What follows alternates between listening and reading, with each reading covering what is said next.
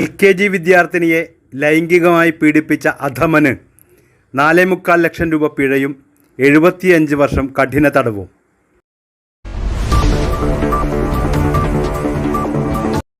അതിജീവിതയെ LKG പഠിക്കുന്ന സമയം മുതൽ വീട്ടിൽ വെച്ച് ലൈംഗികമായി പീഡിപ്പിച്ചും 5ാം ക്ലാസ്സിൽ പഠിക്കുന്ന സമയത്ത് അതിജീവിതയുടെ വീട്ടിലേക്ക് അതിക്രമിച്ച് കയറി കഞ്ചാവ് വലിക്കാൻ നൽകി ലൈംഗിക അതിക്രമം നടത്തിയ സംഭവത്തിനാണ് ചൊവ്വൂർ സ്വദേശി തണ്ടക്കാരം വീട്ടിൽ ശ്രീരാഗിനെ Thrissur fast track special POCSO കോടതി 75 വർഷം കഠിന തടവിനും 4.25 ലക്ഷം രൂപ പിഴയും വിധിച്ചത്.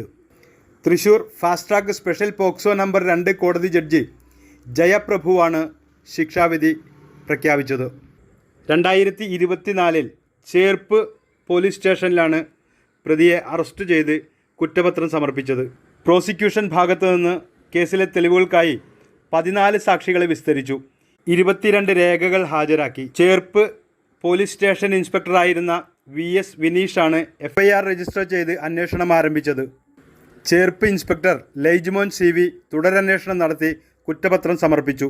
Sub inspector Girish, senior CPO Sindy എന്നിവർ അന്വേഷണ സംഘത്തിലുണ്ടായിരുന്നു. പ്രോസിക്യൂഷന് വേണ്ടി special public prosecutor Sunitha KM, advocate Rishi Chand എന്നിവർ ഹാജരായി. പ്രോസിക്യൂഷൻ സഹായത്തിനായി ASI വിജയശ്രീ, CPO അൻവർ എന്നിവർ പ്രവർത്തിച്ചു.